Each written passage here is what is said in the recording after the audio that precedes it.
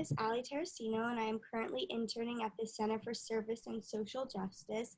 Today I'm here with Dr. Troy and Aviana, and they're here with me today to talk about their experience of the Kino Border Initiative.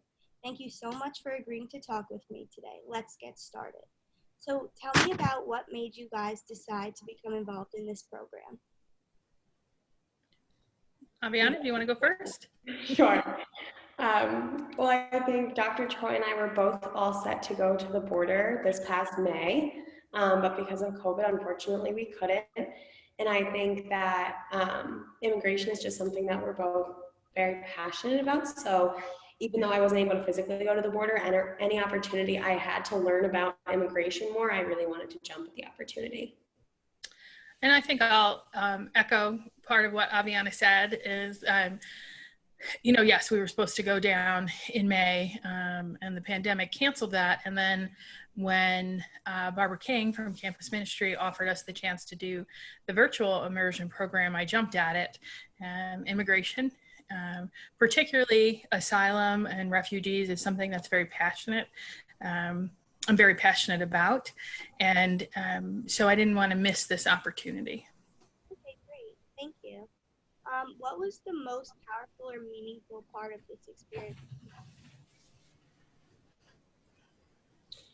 I think for me, the Kino Border did a really great job of making it like we were there. So we had the opportunity to talk to a lot of different immigrants and migrants and hear their stories firsthand and learn exactly what they're going through. And I just thought that it was super interesting to see how much we're all alike, but they're struggling and we're not. So talking with them and hearing their stories was super powerful. Seeing the scope of the work that is done was very powerful, but also what still needs to be done really struck me. Everybody down at KBI works so hard.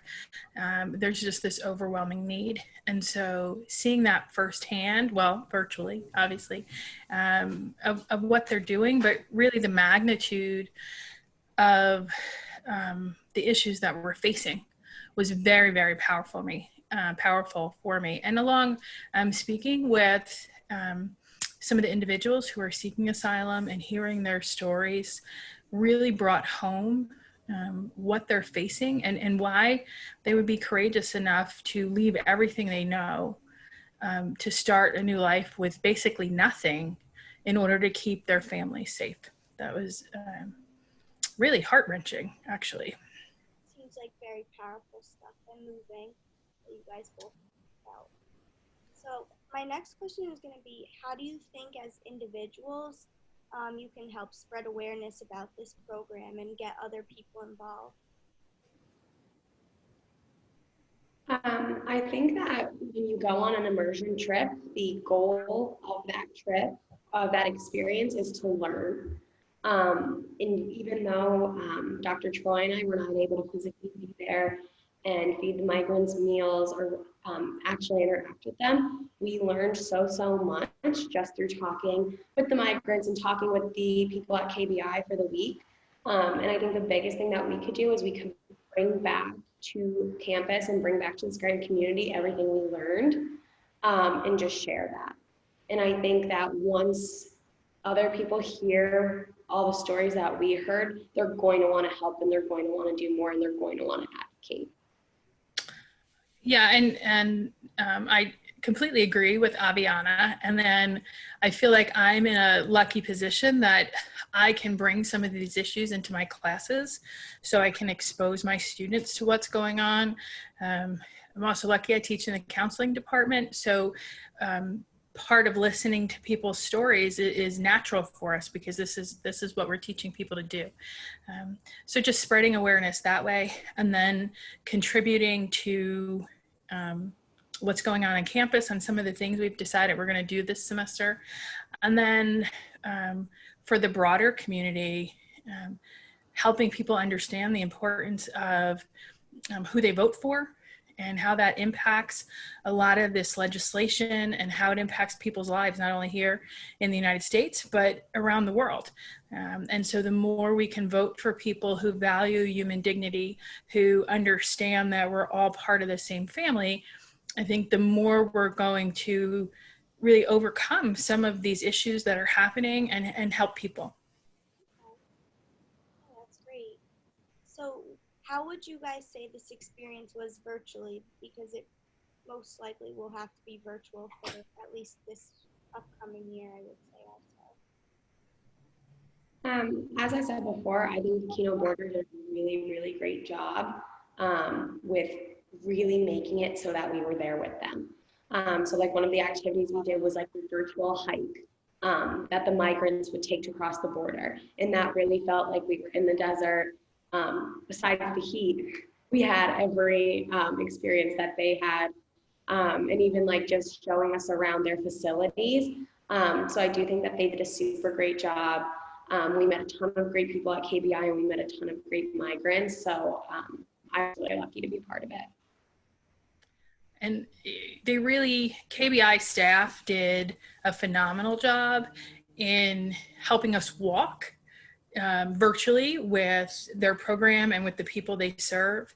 And it wasn't just, you know, yes, we can watch videos and the videos are very powerful, but actually having the chance to speak with the migrants and the people seeking asylum and ask them questions, you know, do that live. So no, we didn't have the, you know, the power of being right there in the room, but it felt like we were right there in the room. And you know, Aviana talks about the hike through the desert, and I was kind of glad I didn't have to walk in the heat and still experience it, and that's terrible of me to say, but just really following the footsteps and learning about the things they have to carry and what they have to do. It really, I was amazed at how immersive the program was, considering that it was a virtual program. I also think that it was very like, okay, since we're not there, it's not going to be as emotional or anything like that. But I think that we were all just as emotional the entire time. Like it was the first day, and we met a migrant named Sergio, and he told us his story, and we were all online, and like we were all crying. So just because we were there, it wasn't any less impactful. I'm really grateful for the technology that gave us the ability to do this, because again, it's hearing firsthand the stories, it's seeing firsthand what people are doing. And without the technology, we wouldn't have been able to do that. So I was so appreciative of KBI and Barbara King for bringing this, you know, opportunity to us. And they really did a fantastic job. Great. Thank you guys for sharing. And so the Kino Border is a program every student can look into. And I would suggest contacting Barbara King or the Center for Service and Social Justice for more information.